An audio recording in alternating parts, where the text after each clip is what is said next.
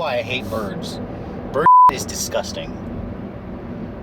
And they always tend to poop on a clean car, and red cars. Birds love to poop on red cars, and when you just clean them, that's exactly when they want to take a shit in the car. Even though gas prices have stayed consistently low here in the US over the last few months, that hasn't stopped auto manufacturers from introducing even more eco-friendly models, especially when you look at the compact C segment. Now this week, Hyundai has sent me over their latest addition to the Elantra lineup. Let's take an in-depth look at the 2017 Hyundai Elantra Eco.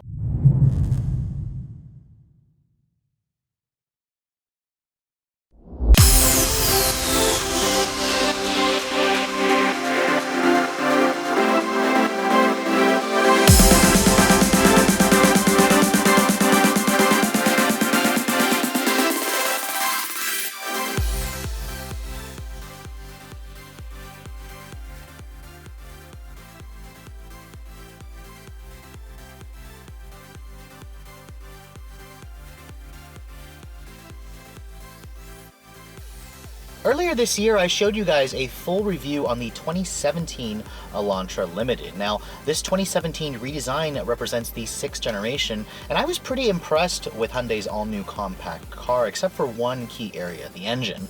The engine just produced a lot of unrefined noises and wasn't really up to par with a lot of the turbocharged or larger displacement motors you can find in some of its competitors. Now, later in the model year, I mentioned that Hyundai would be introducing an all-new Eco model that sports a completely new engine, a 1.4-liter turbo direct injection 4-cylinder and a 7-speed dual clutch transmission. Now, I was eager to test this combination since it goes basically in line with the new Honda Civic Turbo, the Chevrolet Cruze with its 1.4 turbo.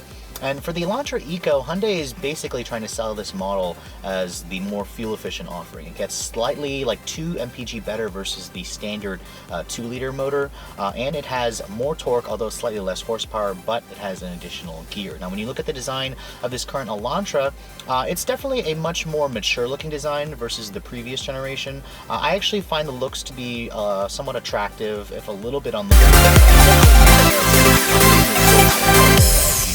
generation, which when you look at the front of this car, I see actually a lot of Jaguar XF in the overall design of the headlights and the grille. The Eco model does come standard with LED daytime running lights with a projector halogen.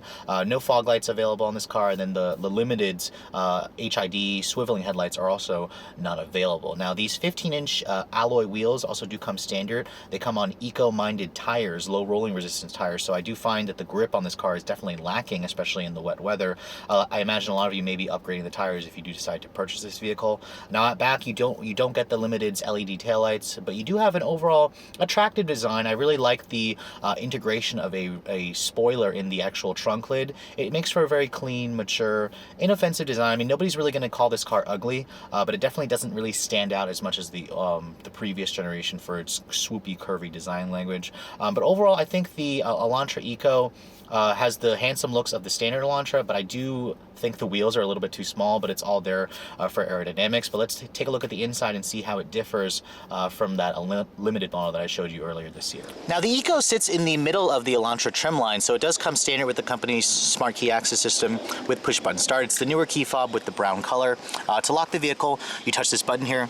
That locks the door for you. To unlock it, there's no sensor on the back. You have to touch the button again, and that unlocks the door for you. And you can see there's a little LED light there on both front door handles to assist you with opening the vehicle when it's dark. Now, looking at the interior, you can see it's identical to that Limited that I showed you. Key differences, of course, this particular model does not come with leather. It has the cloth seats. They're pretty comfortable. The cloth feels okay. It's a pretty supportive seat. There's also no power seat, just a 6-way manual. There's no memory seats. That's reserved for the top-of-the-line Limited. Now, stepping inside, the cabin of the Elantra, it has a nice, easy step-in height, and everything in here feels good. It feels roomy. It feels open. The dash design is much better versus the previous generation. I said that earlier. And shutting the door, you can hear this. The thunk is pretty solid. This is an all-new design for 2017. I expect no less. Now, push button start, as I said, comes standard. So all you have to do is put your foot on the brake and then push the button here to fire up the engine. Now, what you're hearing is a new 1.4-liter Kappa gasoline direct injection 4-cylinder. It's different from the Gamma 1.6 that's in the other Hyundai models. It's an interesting motor. We'll get into the test drive later on. I'll show you guys that. Now, looking at the rest of this cabin, you can see it's pretty identical, as I said, to the Limited. The screen, which you'll notice, is slightly smaller versus the 8-inch touchscreen with the navigation you get on the higher trims. The door panel, it's hard touch plastic like the Limited that I showed you. Nice grading material, but I kind of wish Hyundai had made this soft. It is soft down here where your elbow is going to rest, and then the window is one touch automatic up-down for only the driver's side. Now, the steering wheel has a few less buttons. I like that it is still leather wrapped. It has nice leather stitching. It has a good 9-3 extension.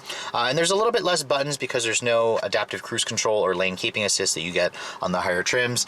The instrument cluster is basically the same. You have the upgraded 3.5-inch information helper screen in the center. You do not get that if you get the more basic SE trims. Now, looking at the dash, it's still soft touch grading material on the dash, more of that silver painted plastic, and everything in here fits together nicely. And I think it looks pretty good as well. Now, coming to this head unit here, I want to talk about that really quick because this vehicle does come standard with Android Auto and Apple CarPlay.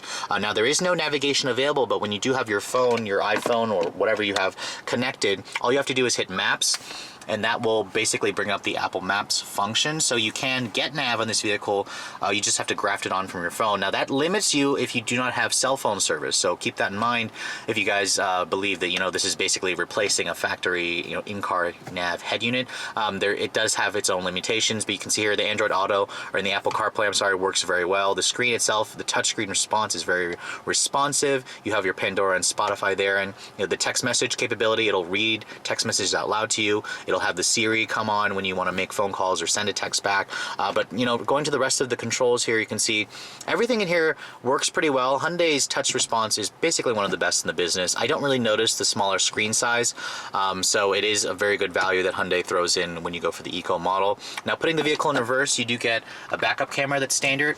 It has trajectory and distance markers, no parking sensors. The camera itself is okay. I've definitely seen better resolutions, but again, this is a compact car. You can't expect too much.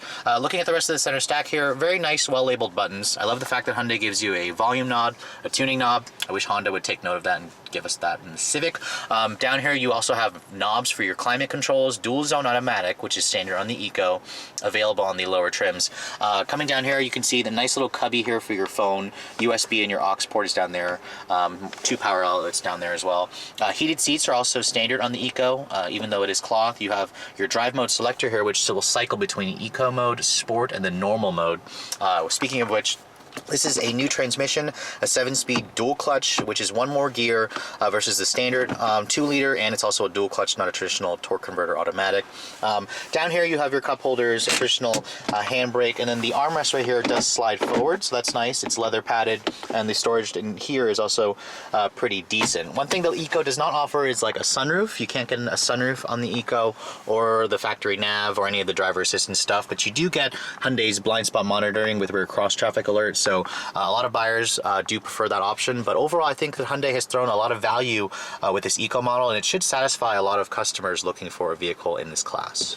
The back seat of the Elantra is on the larger side for the class. You can see the floor is nice and flat in the center, so you can actually put 3 people across in the back seat. But stepping inside, it's a pretty nice open feeling back seat. I believe the Corolla gives you a little bit more space, but this is basically on par with the Civic, more than what the Mazda 3 and the Cruze offers you though. The Jetta I think gives you a little bit more space than this, but shutting the door, it has the same solid thunk, same hard touch plastic materials. It is padded down here where your elbows are going to rest, and then Hyundai only gives you 1 map pocket here, and then your cup holders are also found right here. The Eco model doesn't have a armrest here, which is surprising to me. The Limited did, and then you can see here your headrests are actually not adjustable, but they are in a good location for rear seat passengers, and the seats themselves do fold down 60/40. Looking at the trunk capacity of the Elantra, it's basically a larger trunk. It is a little bit smaller versus the previous generation, but the opening I'm noticing is bigger. And you're looking at about 14.4 cubic feet of space, about 0.5 reduction from the previous model. It's pretty negligible, honestly. Looking underneath here, you do have a temporary spare tire, so at least Hyundai didn't take that out and trying to make this car a little bit lighter. But overall, the trunk capacity is pretty good for this class.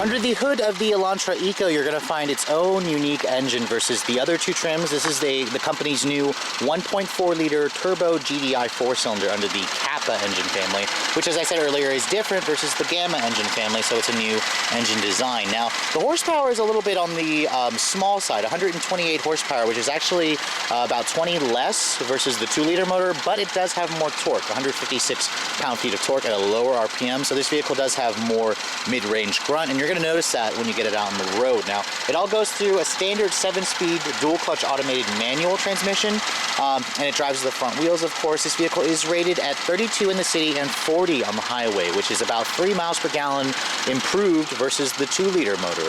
Now, this car still weighs roughly around 2,800 pounds. Let's get it out on the road and see how it all works, shall we? So this is my first time experiencing Hyundai's new 1.4-liter turbo engine. It is pretty similar to the 1.6 that I've experienced in the Sonata Eco. The dual-clutch transmission is also refined versus the older ones, and I can definitely tell there's a lot more torque, a little bit more refinement in the engine, especially when you get it up on the high revs. But let's get out on the road and see if it actually feels any quicker.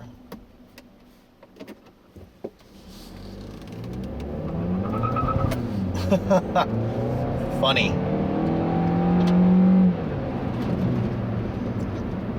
So that chirp was actually a little comical, but immediately I'm noticing that this vehicle definitely has stronger mid-range grunt versus the 2-liter. It also doesn't quite get as boomy and noisy and coarse as the 2-liter. That was something I really complained about in my Elantra Limited review. However, these Eco tires are just complete crap, but the car accelerates pretty well, honestly. This is relatively quick feeling. It feels almost as quick as the Civic Turbo or the Cruise 1.4 Turbo, the new Cruise. So this is definitely an improvement in the acceleration for this powertrain. Now, one thing I'm not entirely sure of, however, is the transmission. This car's transmission tends to have that jerkiness at low speeds. Kind of reminds me of the early Ford power shift. So those of you who aren't enjoying a transmission that feels like it's slipping may want to consider the standard 6-speed automatic in the 2-liter cars.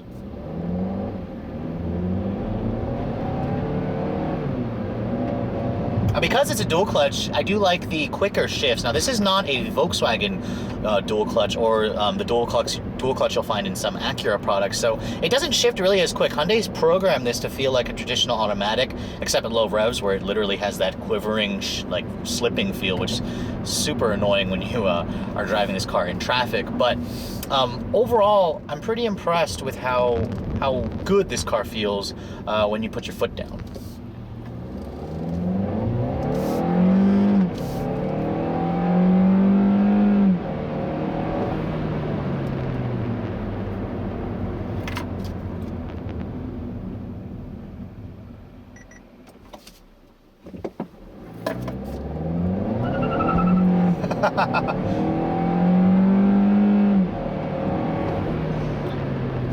Now, the standard Elantra with the 2-liter, I think, probably got to 60 around 9 seconds. This definitely feels like almost a second faster.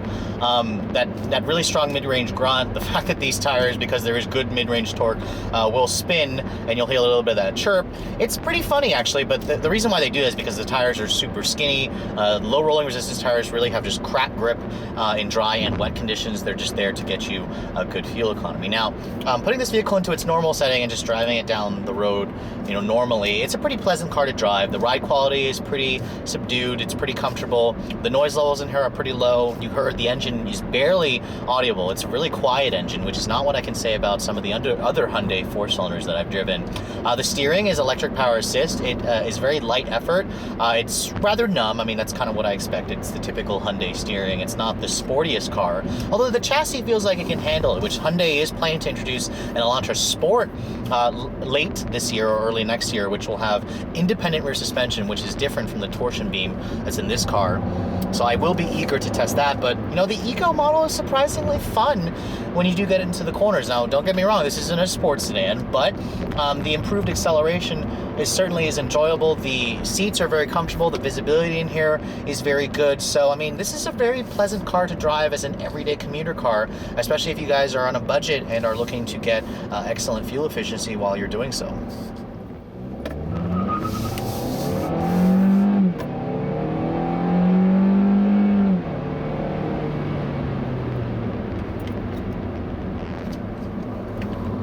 Oh, you can hear these tires complaining because they have such terrible grip, but one thing I noticed about this dual clutch is it is really sluggish to shift when you have your foot planted and it's doing from like first to second. It's a little disappointing because other dual clutches on the market shift so fast and they're just super enjoyable, but I will take this dual clutch over the CVT found in some of its competitors any day, just because I like the traditional noises, I like the quicker shifts, and I just hate CVTs in general. But anyways, coming to the conclusion of my review, I want to go over a couple of numbers here. Now, fuel economy is very important when you're talking about the Elantra Eco. And this car is rated at 32 in the city, 40 on the highway. I've actually been getting 32 miles per gallon in mostly city driving like that, which is pretty good fuel efficiency if you ask me. Now on the highway, I was able to get about 42 miles per gallon. So it's very comparable to the Civic Turbo, which I think I got like 34 miles per gallon in the Civic Turbo driving like that as well. So you can see the CVT, even though I hate it, is the more efficient choice, but at the same time, I would gladly lose 2 mpg to have a dual clutch or a stepped automatic over a CVT transmission. Now, the price of the Elantra Eco is also another interesting point. The standard Elantra SE with a 6-speed manual starts at $17,150, at $1,000 for the automatic. Now, there are 2 option packages that you can get on the SE, a popular equipment package for like $800, and then a tech package for like another $1,200. You definitely want to add the popular equipment package because that rolls in cruise control. I mean, who in their right minds buys a car without cruise control nowadays? Now, the Eco actually is basically an SE with the popular equipment package and the tech package, which rolls in also the push-button start, the dual-zone climate control, the upgraded head unit with the Android Auto and Apple CarPlay.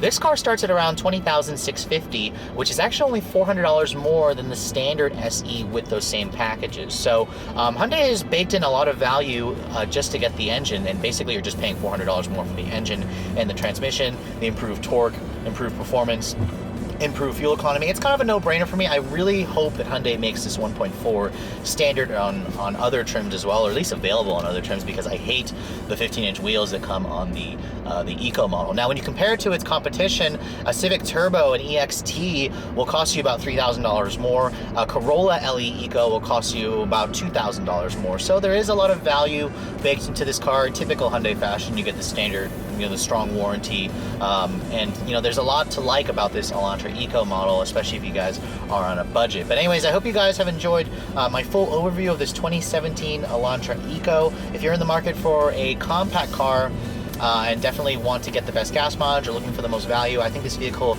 is certainly worth a look. If you guys are also looking to see the latest cars I'm testing, make sure you follow me on Instagram, like us on Facebook, and as always guys, keep subscribed to the Redline Reviews YouTube channel for all the latest reviews. Thanks so much for watching. I'll catch you all in the next video.